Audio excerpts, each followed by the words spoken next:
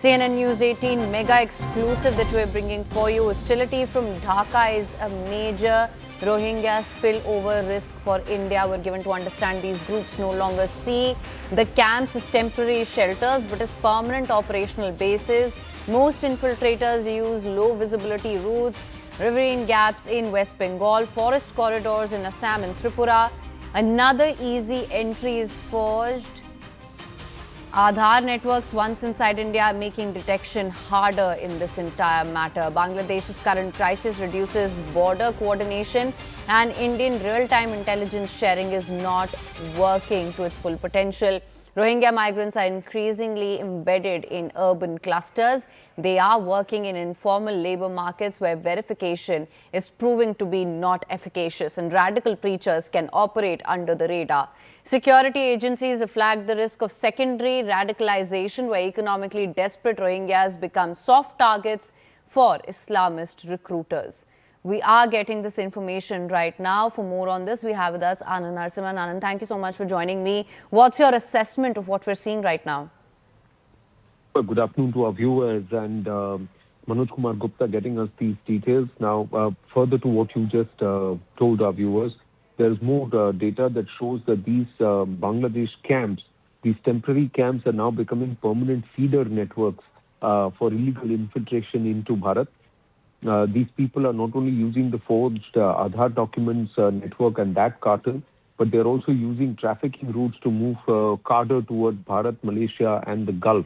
Now, what happens is that a lot of these Rohingya, because of their economic penury and the desperation that they're in, they're very easily recruited, radicalized as mercenaries or in the name of by Islamist forces and their terror outfits.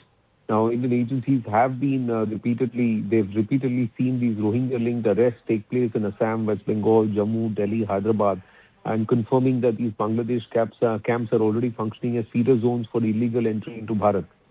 Now, the other thing is that any small Rohingya-linked incidents, they can create and trigger unnecessary international diplomatic pressure, social tension, and also pressure on or perhaps added workload on the security, establishment and the security dynamic of the country. And we may be forced to move some of our security infrastructure towards negating this entire influx of Rohingya. And again, there will be law and order issues. There will also be this entire double game that will be played by these entities who will first force and thrust misery upon these people and then claim human rights and force other nations to host them, putting pressure on the local security situation and also the indigenous population of that native land. So like indigenous people of Assam, of Bengal, Bihar, Jharkhand, etc. will find pressure and these people will further percolate. These Rohingya could further populate and establish settlements where they're not supposed to settle and try and engineer a demographic change like we are witnessing in Jammu.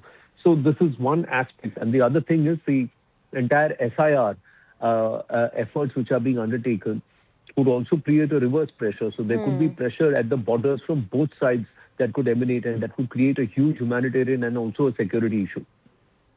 Right. Alan, thank you so much for spelling this out for our viewers.